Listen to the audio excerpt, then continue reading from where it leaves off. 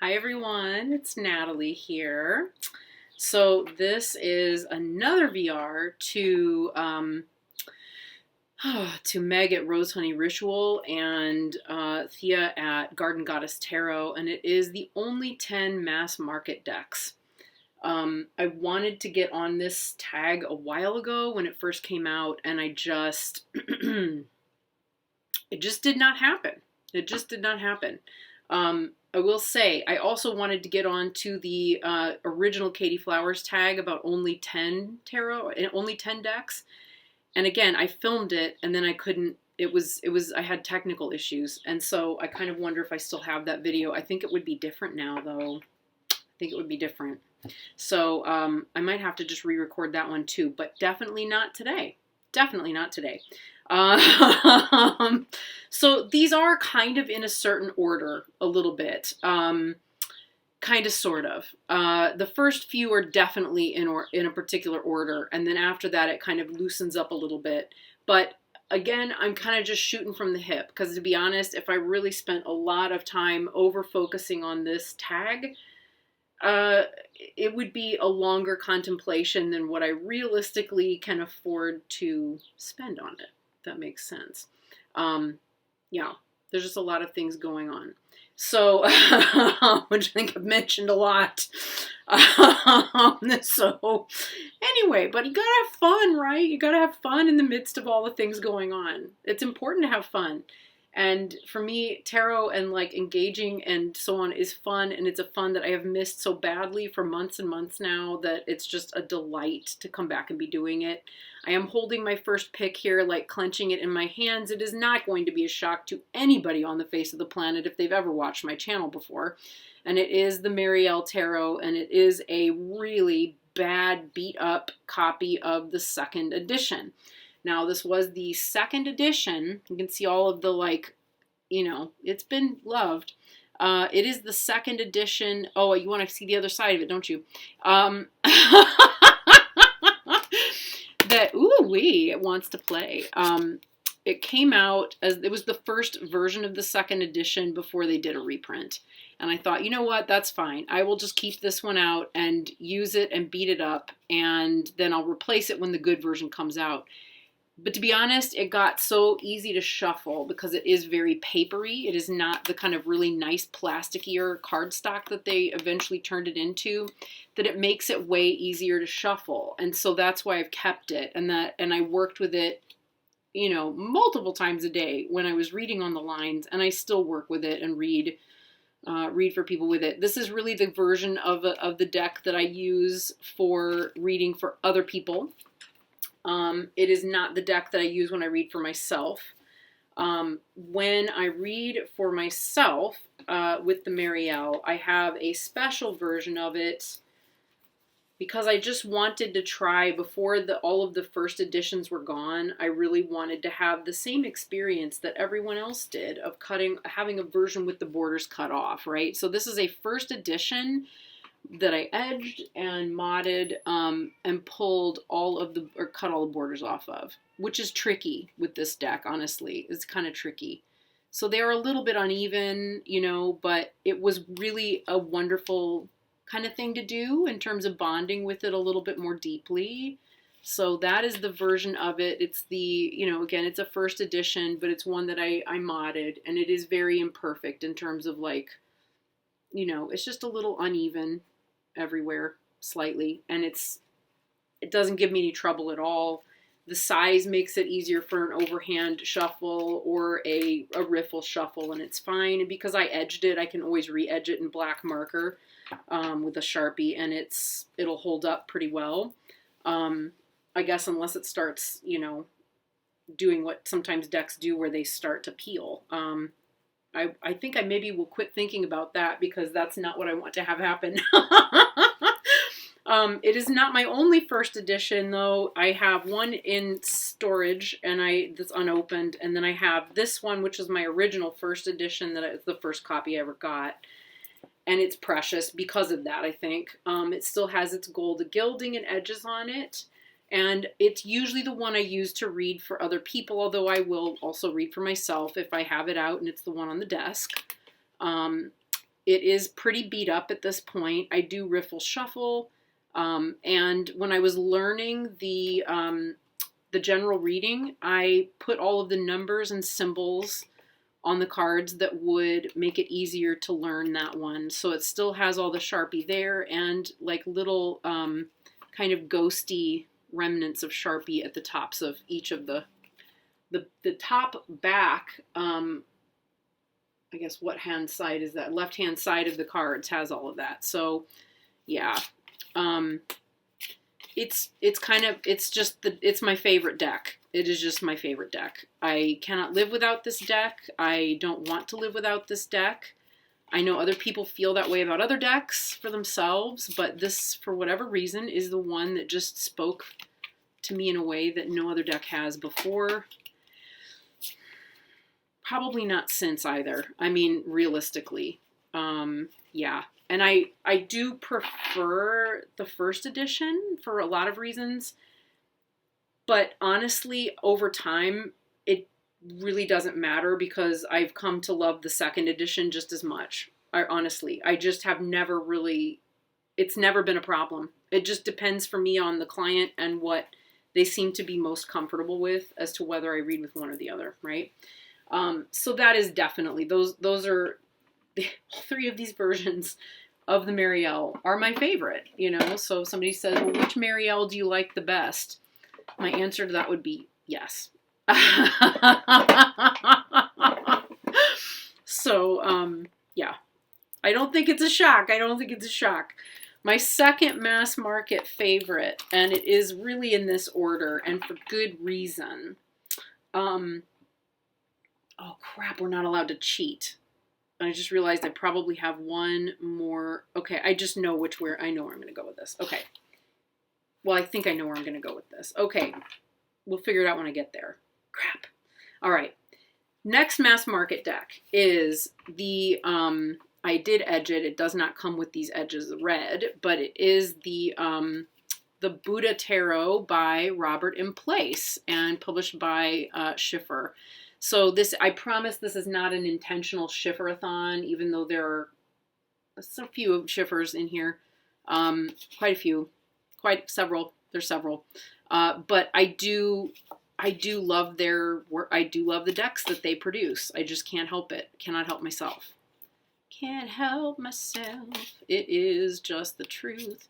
Being a Buddhist and having the ability to see two things that I love more than anything on my spiritual path, or really the thing I love more than anything, which is the Buddhism, applied to the other spiritual path and practice that I enjoy and prefer to be with rather than without, let's say, and am obviously deeply passionate about.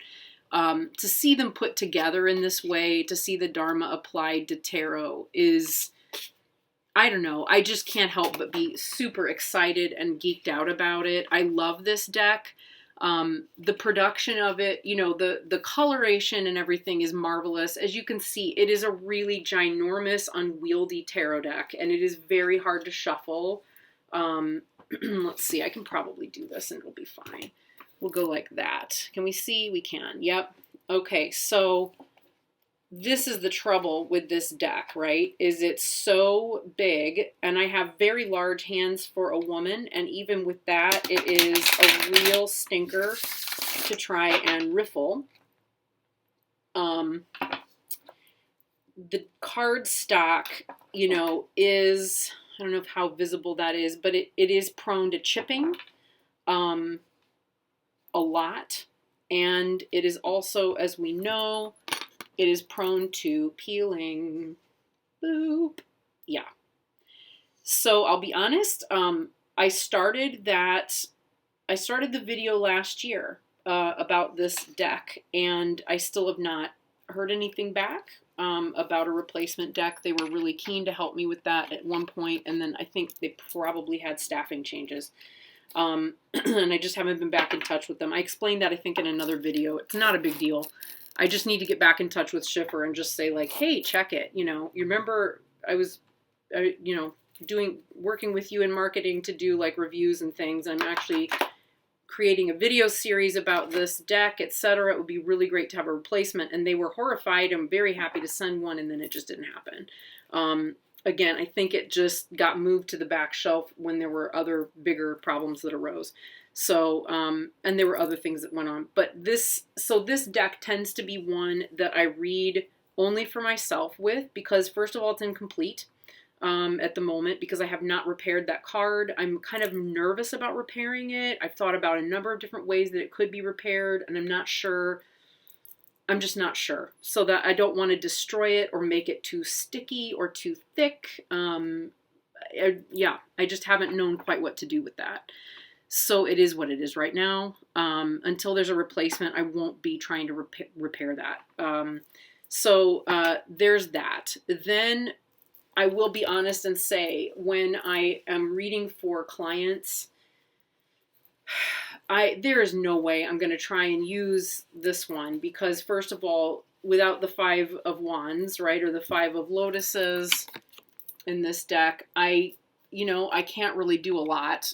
It feels weird to read without that energy. I will use my out-of-print mass market from Llewellyn. Similarly, it's this, look how, that's just easy. It's just obvious. And it is that kind of like 90s, early 2000s cardstock that honestly is tough as freaking bullets. You can shuffle and shuffle and shuffle and shuffle and shuffle and shuffle and riffle and shuffle, and it will not wear out. It just won't, it's that kind of cardstock. So when I need to spend a long time shuffling and reading for people, this is just going to be the one that I work with, because it's easy, it's very lightweight, it's portable, and it's not unwieldy, and it doesn't fly all over the place, right? So you don't have that kind of embarrassing moment when you're reading for people in person, and instead of like on the internet or whatever, where you're shuffling and shuffling and suddenly the cards just dump all over the floor, which it's not cool, right? That's just not cool. So yeah, I try to keep those decks that are prone to that kind of behavior, as profound as they may be, those tend to be the ones that stay at home. Now, it would maybe be possible, I think, to mod the deck, and I would like to try that, to make it a little more shuffleable, by trimming some borders, top and bottom. I think that's really going to be the key. So if I do that, I will let people know. I'm going to throw it out there too. Sometimes, again, with the Marielle, cardstock is imperfect, right? The companies are doing their best to meet everybody's needs and to make everybody happy. You can't make everybody happy, right? So I am going to be talking about different decks here with some crazy cardstock. And, I have to say, despite the cardstock in all of these cases, they are decks that I chose. And they're not decks that I chose because of the cardstock. They're decks I chose because the content of the cards and the way they read and the way they work is something that is profound and deep, on a level that really transcends the discussion about cardstock. And I just say that after having said cardstock is such a thing, right? But notice, even though, this literally never leaves my desk. It never leaves my desk. I love it. I still enjoy handling it. It's imperfect, but it's also okay. It's okay that it's imperfect. I'm not mad about it. I would probably be a lot more angry about it if I'd paid the full price for it. I can tell you that. That would definitely piss me off a little bit. And I think it still would not stop me from using the deck. Honestly, it just wouldn't, because when you feel that way about it, you just will. I know, though, that it probably has prevented the sales of that deck from being what they would. So there we are. Next deck. Enough about the Buddha Tarot. The next deck is a little weird outlier deck. It is 70s-tastic and full of goodness. There's a couple of those in here. It is the Tantric Dakini Oracle, which for me was a deck that was love at first sight. You know, who wouldn't love this? Who doesn't love a breast and disembodied breasts in various angles against the backdrop of the Milky Way in the universe? Who doesn't love that? Or a chameleon face, you know, I mean, it's just exciting mushrooms. I mean, yeah, I mean, it is a collage deck. It is full of 70s goodness. And as a Buddhist, as a Tibetan Buddhist specifically, it really just resonates at a level that is, it creates a dialogue for reflection and insight that I can't get in another deck in the same way. Yeah, and as I work, you know, with Tantric Buddhism and Tibetan tradition more and more deeply, the conversation here becomes even deeper as well. It is crazy. It is definitely from another time period, and it's not perfect, right? From again, from a Buddhist perspective, it is not perfect. There are a lot of errors in the book. There are a lot of, like, in terms of, you know, the author's understanding is not bad. It's just not, it's not always accurate, right? It's not always completely accurate. But I don't know, you know, now we can look everything up on the internet and double check our factual information about things.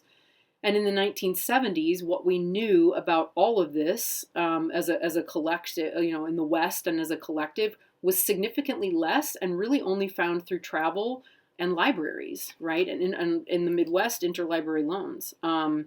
So blow your mind with that, right? There are some cards in here that feel a little uncomfortable. I'm not crazy about the title of this one. You know, there's another, like, these kinds of cards do not make me uncomfortable in any way. There's one, let's see. I know that this one for, you know, for Anna Astral Lady makes her very uncomfortable. Let me see if I can find it. It's here somewhere. There's a few where it's like, oh, I'm not sure about that.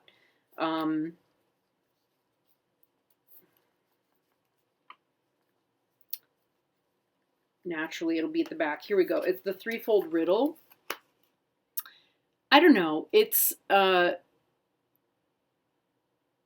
it's probably just my own sensitivities, but the idea that, you know, I don't know. I'm not comfortable with the idea of making women, you know, Afghani women wearing full body attire like this, the name of which is escaping me, but turning them into kind of an exotic riddle. It just makes it, it's uncomfortable. I find that uncomfortable. There are a few other references in here that also kind of similarly are dated. And, you know, I think, again, like at the time the deck was published, were not known. You know, there were some unknowns here about certain things that, you know, they couldn't have known. They couldn't have known. So, yeah, those are kind of things in there, and I still love it. I still love it. It is weird with the borders, and I have zero interest in cutting those off. Zero interest in cutting off those borders. I kind of love them. I kind of love that they're dated. And I love working with the deck. There's nothing I don't love about this deck. It is just an absolute freaking delight on every level. And again, it shuffles beautifully. I do not have a backup copy of it yet. I imagine at some point that's going to happen. I would imagine that'll happen at some point. Because I may also start to think I want one version of it that I carry that's just for me, and another that I can use with clients, or just a backup deck to have in general. So, I don't know. I don't have as much of an issue of working with decks for myself that I have used with clients anymore in the same way.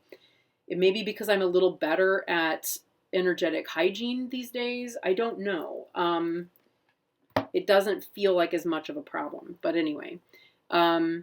Okay. Next one on my list. I cannot believe we're only at 3 and I've talked this much, but here we are. It is the Siddhartha Tarot. Now, Natalie, you're saying, Natalie, you barely know this deck. You only just got it. We really only just saw you do the walkthrough of it. You haven't had it that long, and you were even still kind of like, I have a lot more work to do with this deck. I haven't really dug into it yet. You are correct. You are correct. It is definitely a deck I have not done a huge amount of work with yet. Those are the backs. It is fully reversible. And I will tell you that I think I have it in some kind of an order here. It is in order, mostly. I've kind of been messing with the trumps. I haven't been reading with it yet because I'm still in the process of learning it and taking it in that way, because I don't feel a huge drive to have to read with it just yet at the moment. But getting to know it has, to know it is to love it. And it's also like being in the first flush of a relationship where you don't know, the person's quirks yet. You don't, you're sort of like, oh, you kind of see them. You think, well, it's very attractive. I think that could work. Then you're like, well, I don't know about this. And then you spend some time with the person and you're like, oh, I really, really adore this person. But you haven't been with them long enough even to have more than a couple of dates. That's kind of where we are here. I'm still in that little bit of like optimistic glow. And I think I've seen enough of it and read enough of what's in the booklet several times through actually at this point that it does feel to me like a deck that's not only workable as a readable tarot deck, but as a Tibetan practitioner, it is going to be an absolute delight to work with, right? Not only that, I definitely think I can explain some of this well enough in ways that are not explained in the book to make it really, really accessible to non-Buddhists who might, or Buddhists who are not Vajrayana practitioners who might also want to read with it. Also, like, this is the cardstock that, it's the standard size. I can shuffle it. It's going to shuffle like a dream because of the type of cardstock it is. So it offers me another deck as a Buddhist to play with and to do, really potentially profound spiritual readings with, both for myself and other people. So that aspect of it is also really, really exciting. So that is also going to be on my top 10 because, see also, like, mixing the two things I love the most. All right, next up, I'll make my decision, I think, at the end. I can't make that decision yet. There's 2 decks that I'm between here. Let's get the Buddhist ones out of the way. Let's get those out of the way so that those are kind of done. The next one is the Buddha Wisdom Shakti Power deck by Laura Shanti. Now, some of you who've been around for a while might be saying, but Natalie, we never see you reading with that deck. We've never seen that deck make it to your monthly lists, or your monthly videos about, like, here are all the decks I read with this month. You would be right about that, and I can't live without this deck. These are the backings, which I love deeply, and here are the fronts. Now, you will notice instantly that some of these cards are not like the others. There's a huge swathe of them from about here onward, right here onward, that are really bent up and look terrible. And that is because they have been altar cards and accidentally had water or offerings spilt on them by accident, obviously. But they have images of deity in them that are exquisite. Now, another thing that makes me love this deck so much is that it is used to illustrate a chud book that I own and love. And over time of having these images, having them out, having them on and off my altar, on and off of the little clothesline back there during different practices and so forth as practice aids, it has completely shifted my understanding of her artwork. It has also really shifted my desire to really work with the deck as an oracle deck, you know, because it's changed my relationship to the images, to the cards, to the deities themselves, everything. So I could say in some respects, this as a practice aid has in some respects helped to revolutionize my entire practice. And so where I may have originally had some critiques of guidebook and so forth, that's been several years ago, actually. And well, about 4 or 5 years, 4 to 5 years ago. And my relationship to the deck and my understanding of the practices is very different. And so everything's different. So this one would absolutely make it to my list because of that. It's on every level, an exquisite deck. And I think in retrospect too, everything that she's done with the deck has actually made it more accessible to someone who is maybe curious, you know, Buddhist curious or Tibetan Buddhist curious, but not really sure about it.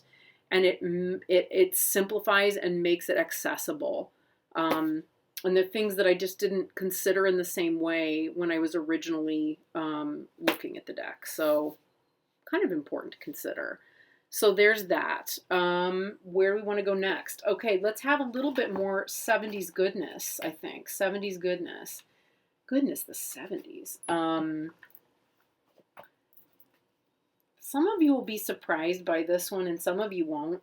It's the Morgan's Tarot, which is really not a tarot at all. It's an oracle deck, but one of the most delightful I have ever worked with, honestly. And again, it's just love is God with the Shri Yantra there. That is just, I mean, come on. Yeah, I did have to number it at the top so that I could find the entry in the guidebook, because I do like using guidebooks with oracle decks. It is quirky, it is humorous, it is weird, it is wonderful. It is not exactly Buddhist or Zen, but it also kind of is at the same time. And it is really, it's just kind of, I mean, when I say full of 70s goodness, the things about the world that were good in the 1970s in so many ways are reflected in this deck. You know, I mean, we were really getting the influx of spiritual influence from the East at this point. Yeah, I mean, it's just wonderful. And it will not let you take things too seriously. When you need to stop the mind and have a break and take a breath, it is going to find a way to tell you. Yeah. And it's just so beautiful in its own way. I really do love it. It's a dog eat dog food world. Yeah. So anyway, that one has to make my list because I really would not want to have to live without it. You know, these are ones, I don't know. I mean, I haven't, again, I didn't obsess over this. My original list was a little different. And then I thought, you know, just lighten it up a little.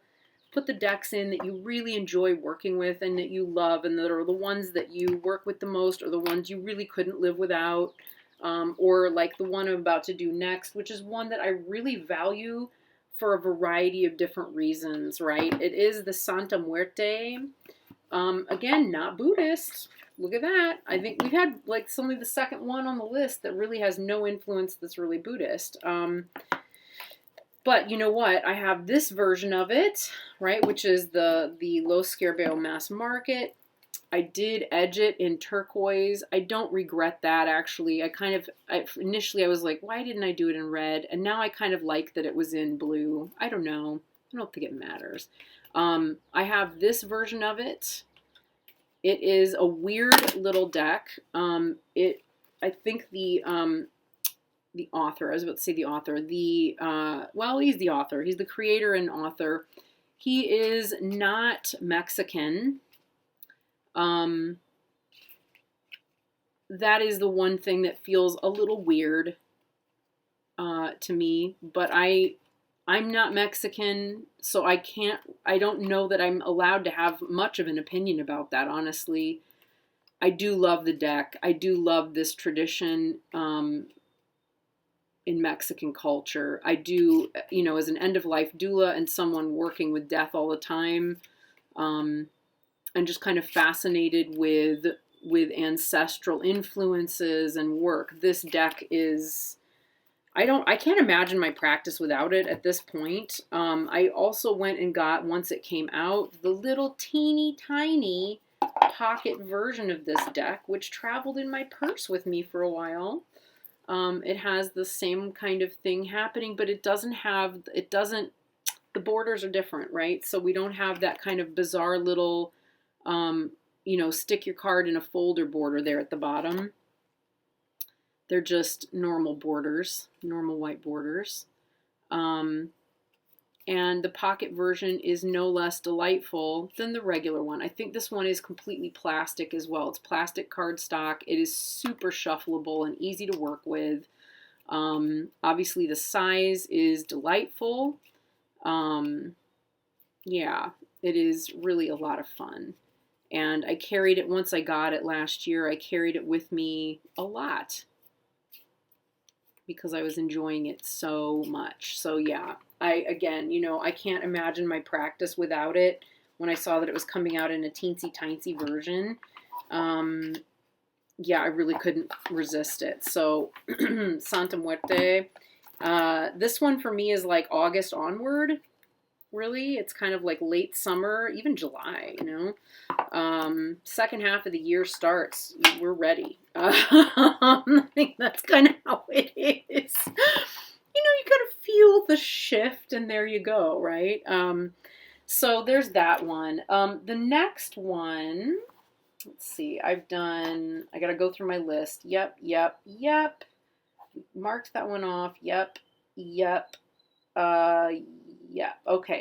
So the next one on my list, again, not a Buddhist deck at all. Not at all. And again, I could not imagine my practice without this deck either. It is the Shadowlands Tarot by none other than Monica Bodirsky and published by Schiffer. And this one came to me for review, and I was kind of like, oh, okay, that's a surprise. I wasn't necessarily expecting it. I cannot tell you how much I love it and value it. I can't imagine my practice without it. It is beginning to become worn out through use, which I love. I do love it when my decks kind of get like that.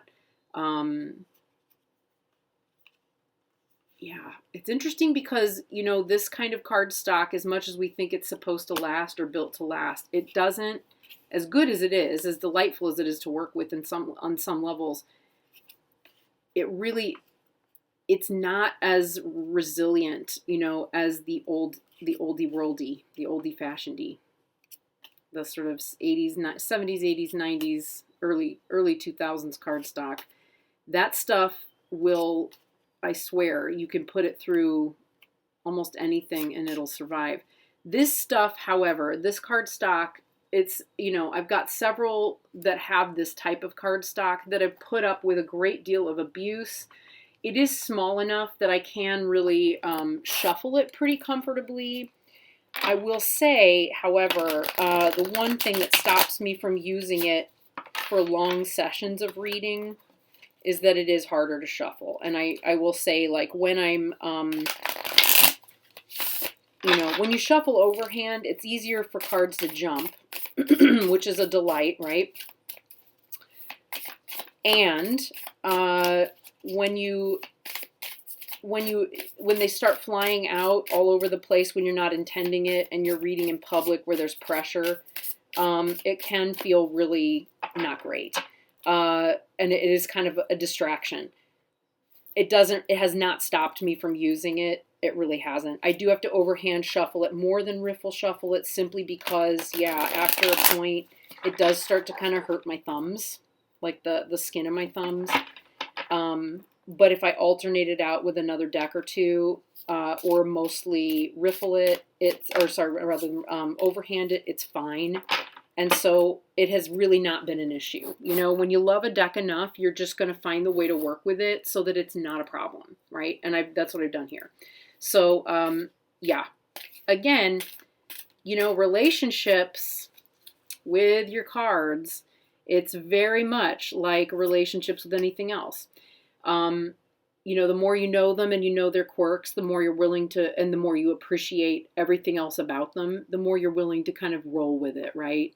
The content of the cards is so far beyond anything to do with anything else that I can't see my practice without it. I love the spookiness of it. I love the intelligence of it. And I love the way that she can take things that are either normally scary or normally super sweet and flip them upside down on you, right? This is a 10 of Wands, and it's a little mousy, and it's got a little apple back there. I mean, I've seen some really distressing and the 10 of Wands, I just unboxed, you know, the Global Fusion, which could have made this list if I worked with it for literally more than just 1 hour. You know, it's pretty intimidating. The one in this deck, excuse me, not so much. Right? You can kind of understand it's just overwhelm. It's okay. You're going to be fine. You know, don't get so wrapped up in it. Yeah, you've got a lot on your mind, a lot of decisions to make, and it's going to be okay, right? 4 of Swords, you might be a little bit lazy. You might be. I don't know. You see what I mean? It's you know, it is sweet, but it's also weird little ghosts. Yeah, it's such a good... Oh, and I just love this one. And I, you know, as someone who used to have I used to have arachnophobia. I don't anymore, but this one is kind of special for that. Yeah, it's just, I don't know. There's nothing I don't love about it. There's nothing I don't love about it. And I love the style. I love Monica's style. I love her artwork. I love her sense of humor, and now that I've really gotten to kind of know her a little better as a human being, you know, through her channel, I think I appreciate and love her all the more, and the deck too. So, yes, and then finally number 10, this one may feel like a little bit of a, like, oh, but, you know, and it's going to be a surprise. You're not going to be expecting this one, I think. It is the Lunar Nomad Oracle. Yes, it is. Because, you know why? It's a weirdie. It's a weirdo deck. I love it's Shaheen Miro. I really love the way that he layers imagery. You know, so it is kind of collagey. It is big. I love the backings. I have always loved the backings. I did edge them in purple. And the images, they just work. It is a Lenormand, so why, you say? Why is it so huge? Well, because it is also just an oracle. So it can be read as a Lenormand. It can also be drawn as an oracle. And the guidebook is beefy enough to really justify that. There's a lot more in there. It's also more than the traditional number of cards. It's 43. So he has added several additional cards like Aura, right? Seer, that's an additional card, you know. But then we have the Clouds. I mean, that's perfect.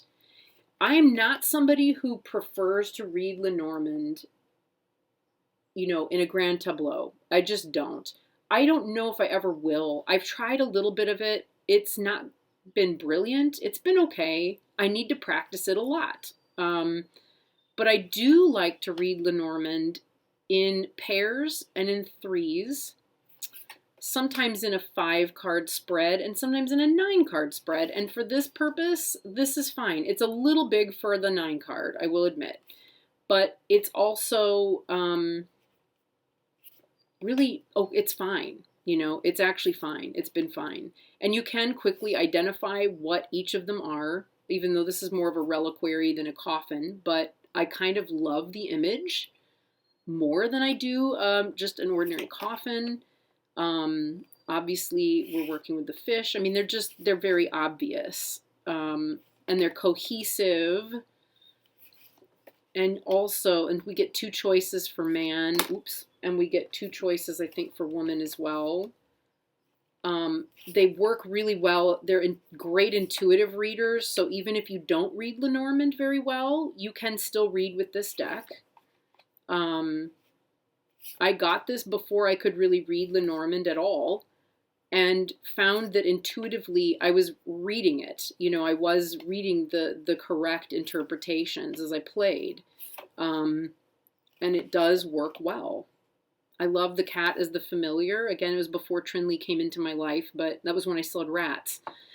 And I had all of these decks that have black cats in them, and someone gave me a mug as a present with a black cat on it, and suddenly a black cat appears, right? Yeah. Umbrella's a different one. But yeah, it's just a great deck. I will say this, as huge as it is, but Natalie, you say about the size of the deck and the shuffleability and all of this, right? So, is it a hard card, a deck to, I mean, overhand, depending on the size of your hands, it could be a pain. The card stock is kind of flimsy. It's papery and it's very, very thin. Okay, you could do what I see people do sometimes online, and you could really bend the deck into an arch, and it would do that very easily. I'm not going to do that because I think it's ridiculous. Is it papery and thin? Yes, it is. Has it been lasting really well despite that? Yes, it has. And look at, that's an easy way to riffle this particular deck. I can even arch it, right? So when I was reading lines regularly, believe it or not, I've had to actually outline these, or rather outline edge them a few times because of shuffling so much and using them on the lines.